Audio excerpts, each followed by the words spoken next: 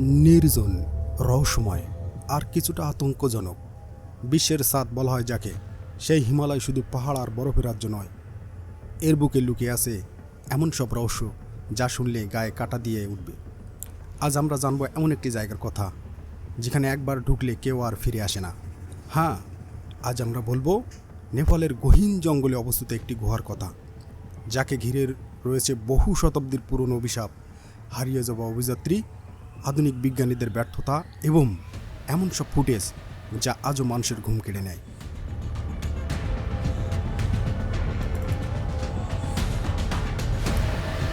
নেপালের হিমালয় অঞ্চলের দোলপা নামক প্রত্যন্ত এলাকায় রয়েছে একটি প্রাচীন গুহা, যাকে স্থানীয়রা কালো গুহা বা অভিশপ্ত গুহা বলে ডাকে। স্থানীয় ভাষ্য অনুযায়ী এই গুহায় বাস করতেন এক অদ্ভুত যোগী, যিনি কখনো কারোর সাথে কথা বলতেন না।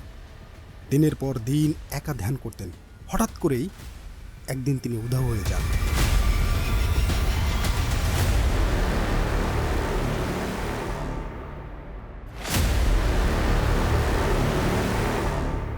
কেউ বলে তিনি আত্মদর্শনে মগ্ন হয়ে অন্য জগতে চলে গেছেন। কেউ বলে তিনি এখন গুহার পাহারাদার, এক অদৃশ্য আত্মা হিসেবে।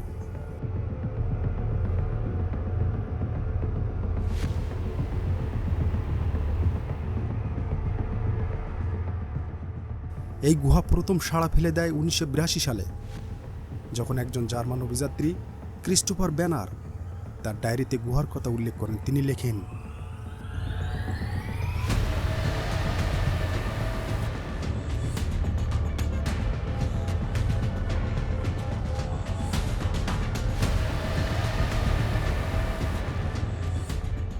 আমি যে জায়গায় যাচ্ছি তা শুধু পাহাড়ের গা নয়, মানুষের ইতিহাসের ছায়ার মধ্যেও প্রবেশ। এখানে নীরবতা এত গা ছমছম মনে হয় যে শব্দ করলেই কিছু একটা জেগে উঠবে। তার আর ফেরা হয়নি। পাওয়া যায় শুধু তার ক্যাম্পের পাশে থাকা রেকর্ডার আর ফাঁকা খাবারের প্যাকেট। তার ডায়েরির শেষ লাইন ছিল, তারা জেগে উঠেছে।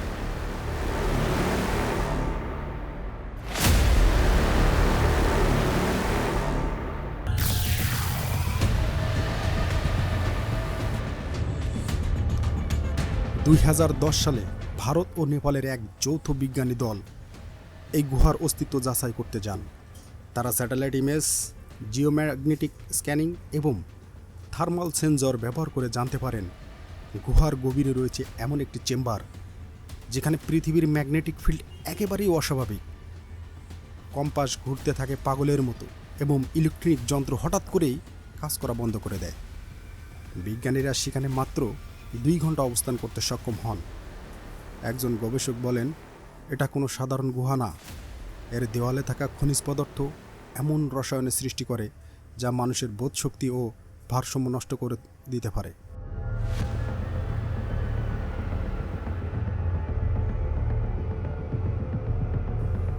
তবে স্থানীয় শেরপা বলেন, এটা কোনো খনিজ না, এটা আত্মার শ্বাস।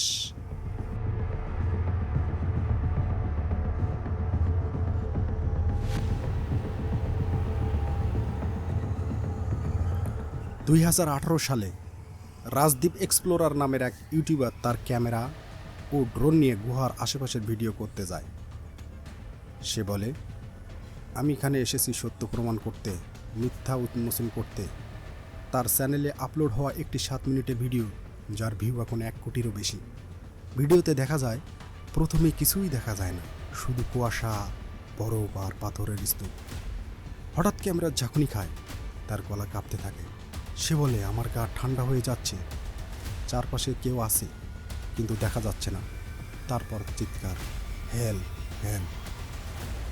ভিডিও শেষ হয় হঠাৎ ব্ল্যাক স্ক্রিনে, একসাথে অদ্ভুত ফিসফিস আওয়াজ, যেন কেউ ধীরে ধীরে কিছু পড়ছে কোনো পুরনো ভাষায়। ভিডিওর শেষে সাবটাইটেলে ভেসে ওঠে একটি লাইন, তারা এখনও এখানে আছে। গুহার মুখে এক অদ্ভুত প্রতীক খোদাই করা, যা দেখতে অনেকটা তিব্বতী সংস্কৃতির পুরনো সাইন বোলার মতো। গবেষকদের মতে এটি এক ধরনের সতর্কবার্তা বা অ্যানসিয়েন্ট ওয়ার্নিং, কিন্তু স্থানীয়দের বিশ্বাস এটি এক অভিশপ্ত মোহর। একবার কেউ এর গায়ে হাত রাখলে সে আর মনুষ্য জীবনে ফিরে আসে না। একজন বৃদ্ধ শেরপা বলেন, আমার পিতামহ 1947 সালে একজন ব্রিটিশ সেনা দলকে গুহা পর্যন্ত নিয়ে গিয়েছিলেন। তারা 5 জন গিয়েছিল, 2 জন ফিরে আসে, বাকিরা আজও আর ফিরেনি। যারা ফিরছে তারা আর স্বাভাবিক নয়। বিশ্বাসযোগ্যতা নিয়ে প্রশ্ন থাকলেও এই গুহার কাছে গেলেই আজও মানুষ মানসিক ভারসাম্য হারায় বলে স্থানীয় রিপোর্টের উল্লেখ আছে।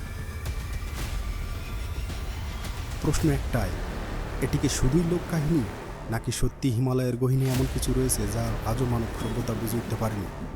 এই পৃথিবীর অনেক কিছুই আমরা জানি না, হয়তো এদের মধ্যে কিছুই সত্যি এমন রহস্য যা কখনো উন্মোচিত হবে না, আর সেই রহস্যই আমাদের টানে।